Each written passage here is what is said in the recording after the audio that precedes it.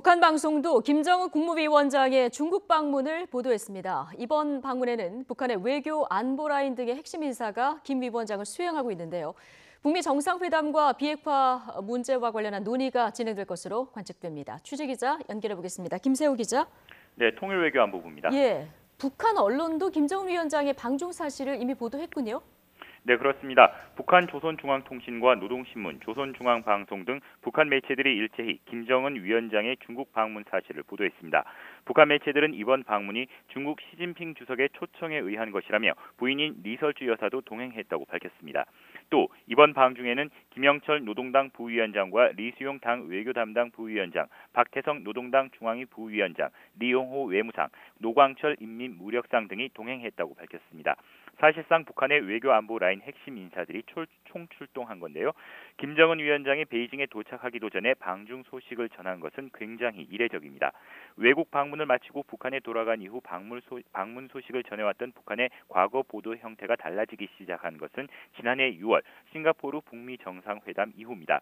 이보다 앞서 진행됐던 두 차례 중국 방문 때는 북한으로 돌아온 이후 북한과 중국에서 동시에 공식 보도가 나왔는데 싱가포르 정상회담 때는 김정은 위원장이 싱가포르에 도착한 다음 날 방문 사실을 보도했습니다.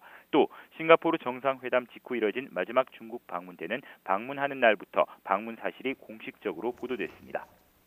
네.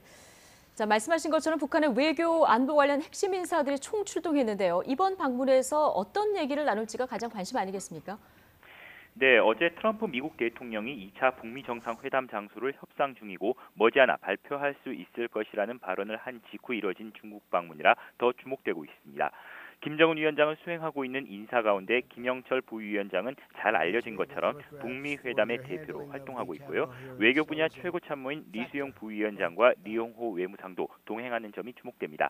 박대성 부위원장은 과학과 기술 분야 최고 참모라고 할 수 있는데 경제 발전과 과학 기술 발전에 대한 김정은 위원장의 관심과 열망을 반영한 것이란 분석입니다. 일각에서는 박대성 부위원장이 북한의 비선 실세라는 평도 나오고 있습니다. 현재 북미 관계와 핵 협상을 주도하는 인물들이 김정은 위원장을 수행하는 만큼 북미 정상회담과 관련한 심도 있는 논의가 진행될 것이란 전망입니다. 또 지난해 방중이 남북과 북미 정상회담을 한 달가량 앞두고 진행됐던 만큼 2차 북미 정상회담이 임박했다는 관측도 나오고 있습니다. 지금까지 통일외교안보부에서 YTN 김세호입니다.